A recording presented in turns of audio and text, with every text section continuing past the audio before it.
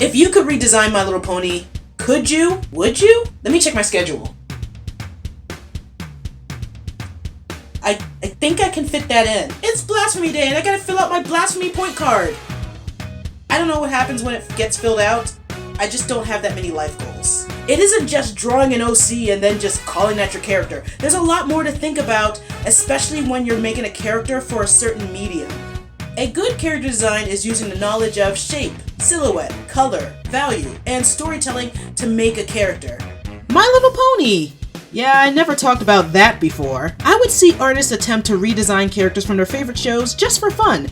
Not to fix it or anything, but just answering the question, what would the show look like if I did it? It's a fun thing to do and to stretch your design muscles, but it can also be practice for a dream if one day you want to be a character designer. I wonder if Lauren Faust dreamed of becoming, well, what she became. Backstory! Lauren Faust was asked to develop the show. She brought her experience from playing with the toys and making adventures with them to creating the main six. Unfortunately, I grew up in a time when MLP wasn't popular and I never owned a toy of it. Well, until now.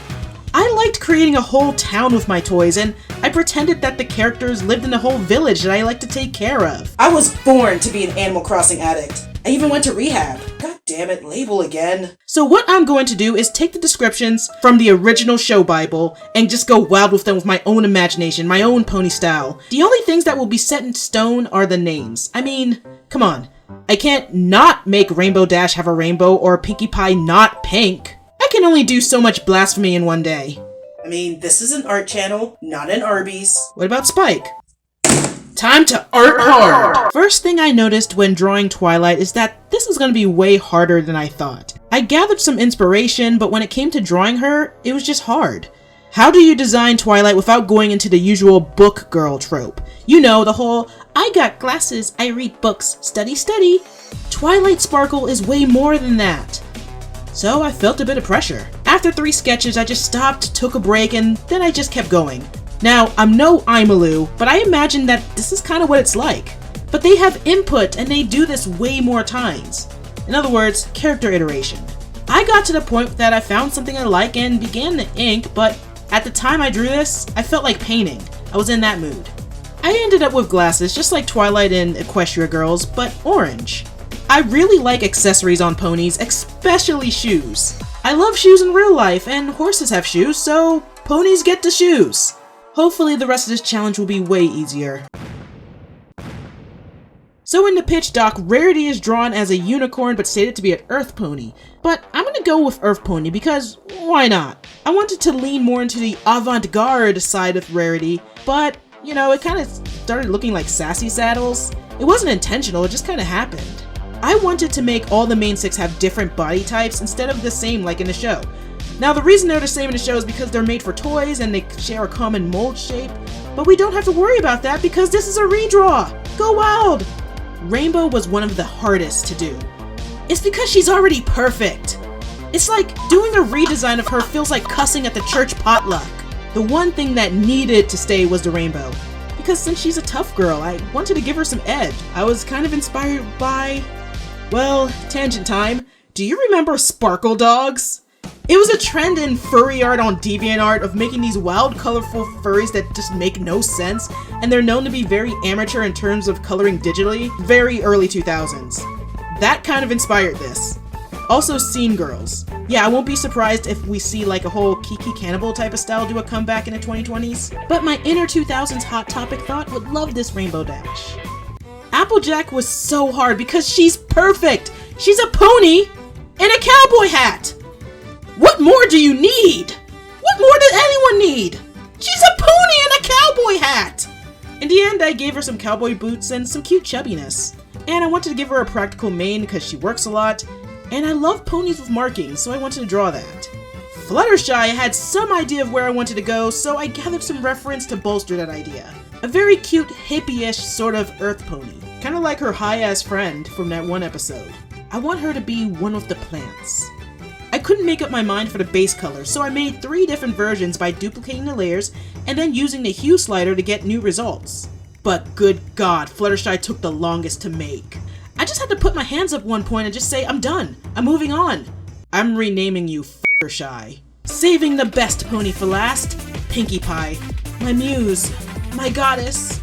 Would you forsake me if I dared to alter your beauty? I thought this would be the easiest, but it was hard too. I knew I wanted to make her a Pegasus, like in the very original sketches when she was surprised. And here they are! Ta-da! Yay! Oh, hey! I could use that thing they use in movies all the time! I felt like painting when I first started this project, and I'm really not great at it. But there are 5 main things I've learned by doing this. 1. Character design is hard. I've been learning a lot over the last year when it comes to character design for my own personal project.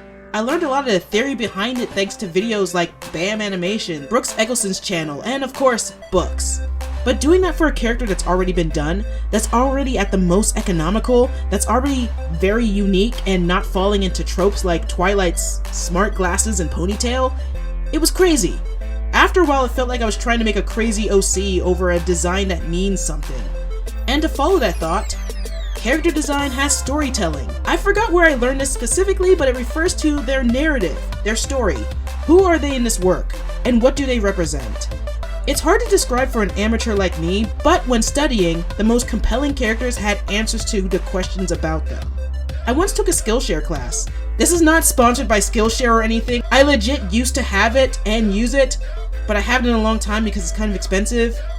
And yeah, that's why I have a Patreon. It doesn't just support the channel, but it also supports my studies. In return, you get mentioned at the end of the video, and exclusive videos and blog posts go on patreon.com/Viga. You gotta sneak in that Patreon mention somewhere. But anyway, I took a class where I used questions to create a unique vampire. By answering questions like, where are they going? How old are they? What gender they are? What race are they? What era are they from? Who did they murder last Sunday? All these answers can go into a character design. 3. It was harder to go against the normal visual tropes, such as Twilight with her glasses and ponytail, and I realized the depth of knowledge that I lacked for this sort of thing. The gap between me and a professional is large. 4. Your first is never your best. I know this wholeheartedly. Let me show you. This is Tharmert, a character from my comic project. This is every incarnation of Tharmert I had for the last couple years. Sometimes it takes 3 times, sometimes it takes 90. I think I got him to a good enough place. This is called character iteration. That's what making different versions and revising your character design is called. Brooks Eggleston made a great video about it on his channel, and go check it out, because I learned a lot from it. I've been doing more exploration sketches for my characters to really get used to drawing them and get that mileage necessary to draw them quickly. Also, random things can happen when you do this, like I noticed his hair was kind of flame-shaped, so I want to give him some more fiery edge to his personality. You can really learn a lot about your characters by trying this. And 5. Use a mood board.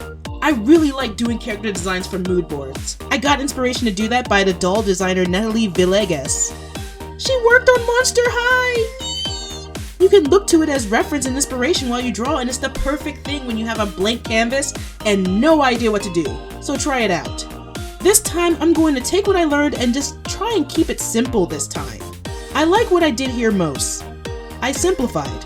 I went out of my comfort zone with the first painted designs, but then I went back to my more simple, toony comic style. To tell the truth, I had a lot of fun with it, and they even looked like I had fun with it. I learned a lot through this exercise and by working on my own project concurrently. Also, I feel like I found what I like again, just by drawing one of my favorite things, ponies. I think it is my dream to work on a girls' animated series someday. I filled my blasphemy card! Now what? I live in the trash now, with Spike.